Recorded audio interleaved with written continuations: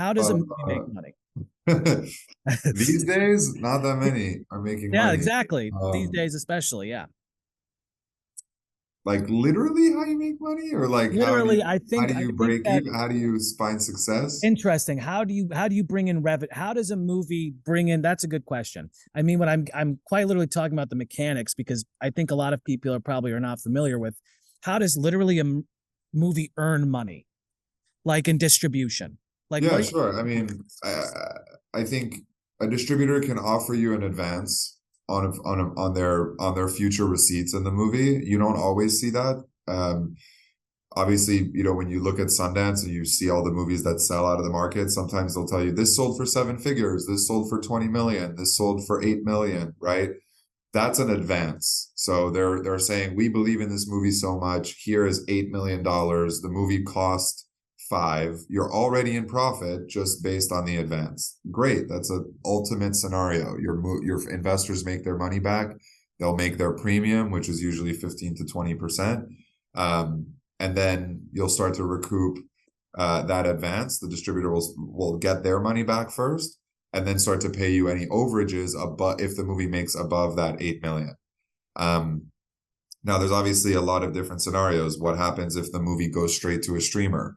What happens if it doesn't have a theatrical component? What if it goes out day and date, in certain theaters and then on video on demand rentals at the same time? All of those different models are at play right now. And I think it just kind of depends which one you guys have, right, on your film. But uh, traditionally movies had so many different revenue streams, which were theatrical, DVDs, rentals, ancillaries, merchandising, all these kinds of revenue streams came into play, and every single dollar that comes in just literally flows through a waterfall. The distributor usually, takes a piece at the top. The guilds take a piece for their residuals reserve for SAG and all that, right? And then the sales agent takes a little piece, and it goes through this waterfall, and eventually it trickles down. All the dollars trickle down, and at the end, they any overages are sort of left over, and they're split 50-50 between all the investors in the project and all of the filmmakers involved in the project. And that could be, the actors have a piece of the back end sometimes, writers, directors, etc. Generally that's the mechanics. But what happens if you go straight to a streamer? Like, a streamer cannibalizes all of those other revenue streams because it's just going right straight on a platform and just living there forever. So that requires a cost plus model. So like a Netflix will overpay for something because they're telling you you got to come exclusively to Netflix and you're not going to get anything else other than what we're advancing you. Like, after the 10 million we give you up front, there's nothing else. We own the movie forever.